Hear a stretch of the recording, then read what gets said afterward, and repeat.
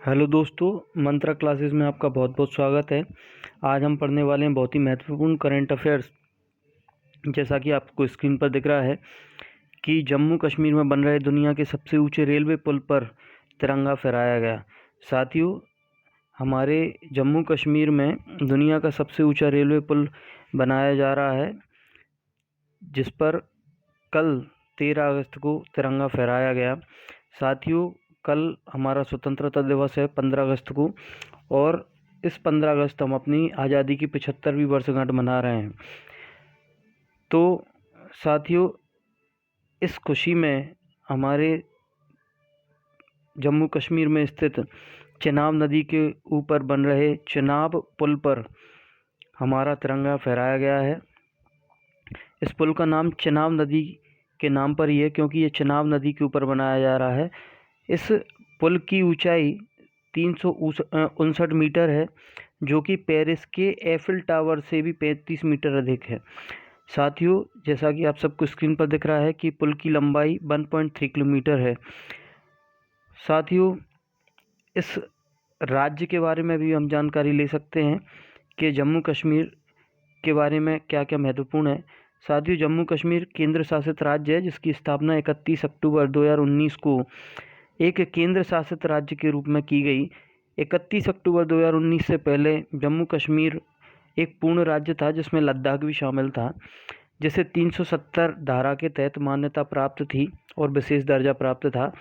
लेकिन केंद्र सरकार ने 31 अक्टूबर 2019 को जम्मू कश्मीर को दो भागों में बांटकर दो अलग अलग केंद्र शासित राज्य बनाए, जिसमें से एक जम्मू कश्मीर है और दूसरा लद्दाख है। साथियों, जम्मू कश्मीर में अब उपराज्यपाल हैं, इसमें गलती से राज्यपाल लिखा हो गया है। तो जम्मू कश्मीर में उपराज्यपाल मनोज सिन्हा हैं, जबकि प्रथम उपराज्यपाल गिरीश चंद्र मुर्मू थे। साथियों, जम्मू कश्मीर में कुल जिले 20 हैं। हम बढ़ते हैं अब अगले करंट अफेयर की ओर, जिसमें हम देख सकते हैं कि देश का पहला जियो थर्मल प्लांट स्थापित होगा लद्दाख के पोगा में।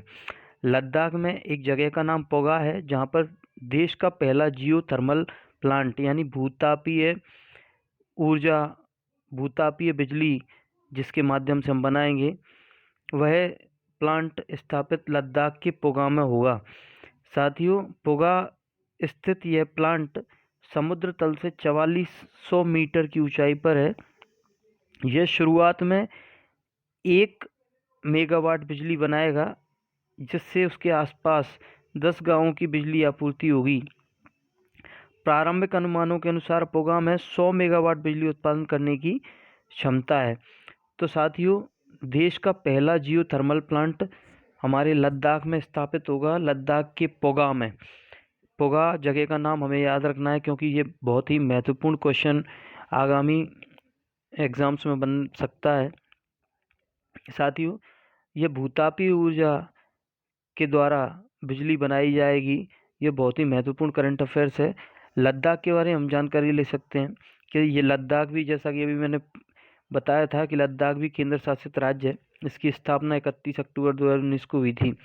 इसके उपराज्यपाल राधा कृष्ण माथुर हैं। उसमें कुल जिलों की संख्या 2 है, जिसमें एक जिला लद्दाख है और एक लेह है। साथियों, अगला करंट अफेयर्स हम देख रहे हैं कि स्वतंत्रता संग्राम सेनानियों की स्मृति में बनाई जाएगी 75 शहरों में फ्रीडम वॉल। यानी सरकार 75 शहरों में एक दीवार का निर्माण करने वाली है, जिसका नाम है फ्रीडम वॉल। तो देश की आज़ादी की 75वीं वर्षगांठ पर सरकार देश के 75 शहरों में स्वतंत्रता संग्राम सेनानियों की स्मृति में फ्रीडम वॉल तैयार करेगा, जिस पर लगभग 1000 स्वतंत्रता संग्राम सेनानियों के नाम लिखे जाएंगे, जिन सेनानियों ने देश की आज़ादी के लिए संघर्ष किया है। अनेक सेनानियों ने अपनी जान की कुर्बानी दी थी, और अनेक सेनानी आज भी आज से कुछ वर्षों पहले तक इस हमारे भारत में रहे हैं, जीवित रहे हैं। तो उन सभी के नाम पर उन सभी के नामों को इस दीवार पर अंकित किया जाएगा। इसकी शुरुआत, जैसा कि हम स्क्रीन पर देख सकते हैं, कि श्रीनगर के गांधी चौक से होगी। इस दीवार की शुरुआत श्रीनगर के गांधी चौक से इसकी बनाने की शुरुआत की जा रही है। यह वॉल कश्मीर से कन्याकुमारी तक एवं गुजरात से अरुणाचल प्रदेश तक ये बनाई जाएगी। साथ ही ये बहुत ही महत्वपूर्ण करंट अफेयर्स के देश के 75 शहरों में फ्रीडम वॉल बनाई जाएगी। अगले करंट की हम ओर चलते हैं, जिसमें हम देख सकते हैं कि अंतर्राष्ट्रीय युवा दिवस 12 अगस्त, यानी अंतर्राष्ट्रीय युवा दिवस कहा जाए या विश्व युवा दिवस कहा जाए तो यह दिवस 12 अगस्त को मनाया जाता है।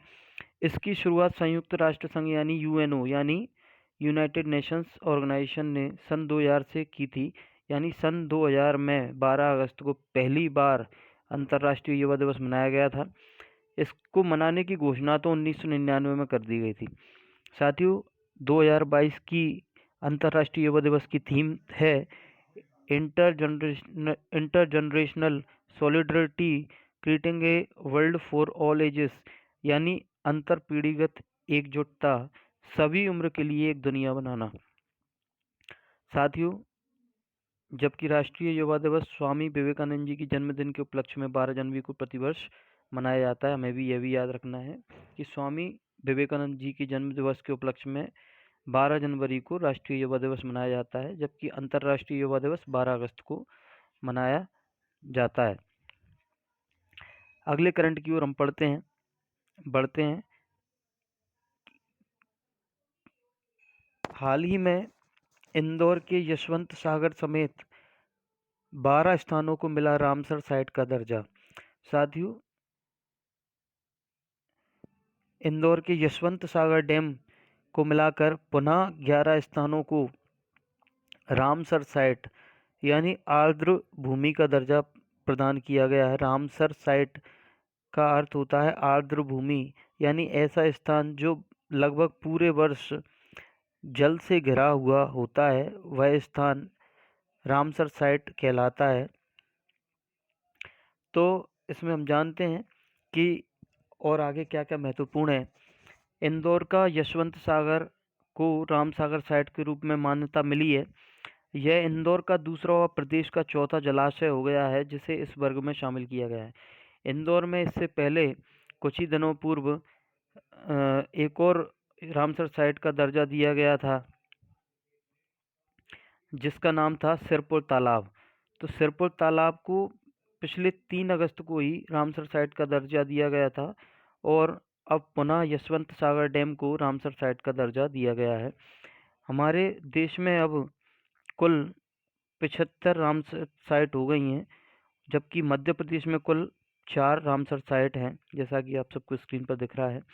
सबसे ज़्यादा रामसर साइट वाला राज्य है तमिलनाडु, यहाँ 14 रामसर साइट हैं। उसके बाद है उत्तर प्रदेश, यहाँ 10 रामसर साइट हैं। हमारे देश की सबसे बड़ी रामसर साइट है सुंदरबन डेल्टा, जो कि पश्चिम बंगाल में स्थित है। भारत की सबसे पहली रामसर साइट कहाँ है? भारत की सबसे पहली रामसर साइट चिल्का झील उड़ीसा में है और केवलादेव राष्ट्रीय उद्यान राजस्थान में है। इन दोनों को हमारे भारत की पहली रामसर साइट के रूप में जाना जाता है। इन्हें यह दर्जा 1 अक्टूबर 1981 को दिया गया था। तो हम साथियों हम पढ़ चुके हैं कि भारत में अब कुल रामसर साइट 75 हो चुकी हैं और मध्य प्रदेश के कुल 4 स्थानों को रामसर साइट का दर्जा दिया गया है। साथियों, अगला करंट अफेयर आपके सामने है। जैसा कि पिछले दिनों देखा गया कि बिहार की राजनीति में एक नया मोड़ आया और नीतीश कुमार ने भाजपा के साथ गठबंधन खत्म करके आरजेडी के साथ मिलकर सरकार बना ली। तो नीतीश कुमार वास्तव में जेडीयू पार्टी से हैं, जेडीयू यानी जनता दल यूनाइटेड, और उन्होंने भाजपा के साथ गठबंधन करके ही वहाँ बिहार में सरकार बनाई थी। उसके बाद ऐसा मोड़ आया कि उन्होंने भाजपा के साथ गठबंधन खत्म करके आरजेडी यानी राष्ट्रीय जनता दल यानी जो कि लालू प्रसाद यादव की पार्टी है, उनके साथ सरकार बना ली है। तो नीतीश कुमार ने बिहार के पुनः मुख्यमंत्री के रूप में शपथ ली, जबकि उप मुख्यमंत्री लालू प्रसाद यादव के बेटे तेजस्वी यादव बने हैं। साथ ही वहाँ के राज्यपाल श्री फागू चौहान है, यानी बिहार के राज्यपाल कौन है? फागू चौहान है। राज्यपाल को याद करना बहुत ही आवश्यक है, क्योंकि किसी भी मुख्यमंत्री को शपथ उसी राज्य के राज्यपाल दिलाते हैं, तो हम फागू चौहान जी को याद कर सकते हैं। साथियों, जैसा कि आप सबको स्क्रीन पर दिख रहा है कि बिहार की राजधानी पटना है। बिहार में कुल विधानसभा सीटें 243 हैं, लोकसभा की सीटें 40 हैं, राज्यसभा की सीटें 16 हैं और विधान परिषद भी है बिहार में। तो वहाँ पर विधान परिषद की सीटें 75 हैं। विधान परिषद की हम बात करें तो पूरे देश में कुल 6 राज्यों में विधान परिषद है, जहाँ बिहार राज्य में भी विधान परिषद है। साथियों, एक और महत्वपूर्ण चीज़ है कि नीतीश कुमार ने 8वीं बार बिहार के मुख्यमंत्री पद की शपथ ली है, जबकि तेजस्वी यादव ने 2 बार उप मुख्यमंत्री पद की शपथ ली है। इसमें एक महत्वपूर्ण प्रश्न ये भी बन सकता है कि नीतीश कुमार पहली बार मुख्यमंत्री कब बने थे। तो साथियों, नीतीश कुमार पहली बार मुख्यमंत्री सन 2000 में बने थे और कुल 7 दिनों के लिए मुख्यमंत्री बने थे। तो आपको ये महत्वपूर्ण तथ्य को याद रखना है कि नीतीश कुमार पहली बार मुख्यमंत्री सन 2000 में बने थे और नीतीश कुमार ने सन 2022 में, यानी अभी हाल ही में 8वीं बार मुख्यमंत्री पद की शपथ ली है। साथियों, आज के महत्वपूर्ण करंट अफेयर्स हम यहीं पर ख़त्म करते हैं और इसी तरह हम सारे महत्वपूर्ण करंट अफेयर्स जो आने वाले हैं उन्हें भी हम इसी तरह कवर करेंगे।